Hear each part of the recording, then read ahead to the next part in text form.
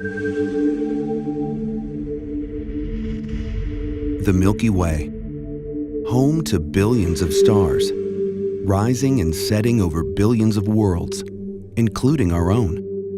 In this vast expanse, how did our sun, the Earth, and the planets come to be? In recent decades, our understanding of the solar system's evolution has greatly improved, but deep questions remain. To answer those questions, astronomers are preparing to visit someplace very small. Asteroid Bennu. A lump of rock and organic material, the early building blocks of the solar system, of Earth, of us. Bennu is a time capsule, and its journey takes us way, way back, 4.5 billion years.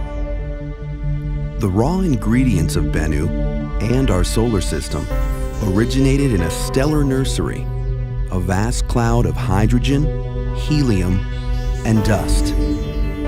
Our own sun doesn't yet exist.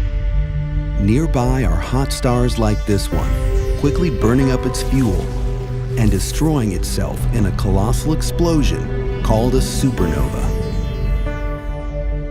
The explosion destabilizes our cloud, causing it to collapse. In the geologic blink of an eye, 100,000 years, gravity and angular momentum flatten the cloud into a swirling disk. In the center, where molecules crash together tightest, a protostar revs up to incredible pressures and temperatures. Deep within the disk, clumps of dust not much larger than a grain of wheat are flash heated into droplets of molten rock, called chondrules. The source of this heat remains a mystery. Chondrules are destined to become the building blocks of the solar system. Coaxed by gravity and turbulence, the chondrules clump. They grow into the first asteroids, into mountains, into planets. The asteroids are rubble piles of rock, metal, ice, and organics. This large asteroid is the parent body of Bennu, a protoplanet whose size we can only guess. Closer to the protostar, a planet begins to form, and then dawn in the solar system. The protostar undergoes fusion and ignites, revealing our sun. But the solar system is far from finished. Jupiter most likely forms near its outer edge, but just 500 million years after the sun ignites, some believe that it slowly moves inward. Its massive gravity ripples the asteroid belt, disrupting countless asteroids and comets, flinging them toward the sun. They rain down on the inner planets, hammering and remelting large portions of their crust. Did these impacts also deliver organics and water, key ingredients for life? Back in the asteroid belt, Bennu's parent body is lucky. It survives this period of heavy bombardment. The solar system cools and calms. Jupiter and its many moons assume the orbits that we see today. Billions of years of quiet follow, more or less.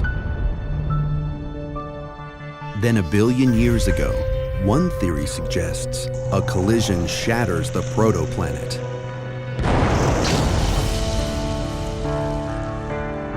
Some of the debris loosely coalesces into a new, smaller body, Bennu. But Bennu will not stay in place. Dull, non-reflective, it slowly migrates toward the sun. Solar heating turns its warm side into a low-intensity thruster. Through millions of years, Bennu's orbit gradually tightens until it interacts with Saturn's gravity, altering its trajectory and hurling it into the inner solar system. Close encounters with Earth and Venus follow. Their gravitational tugs may have repeatedly stretched and reformed Bennu, turning it inside out and pulling off loose material. As a result, it has no satellites of its own. Until now. Today, NASA is sending a spacecraft called OSIRIS-REx to explore Bennu and retrieve a sample. Why? Bennu has survived its long journey and settled into a near-Earth orbit, bringing its secrets within our reach. Now it is ready to teach us more about the solar system's history, its formation, its evolution, and our own place among the stars.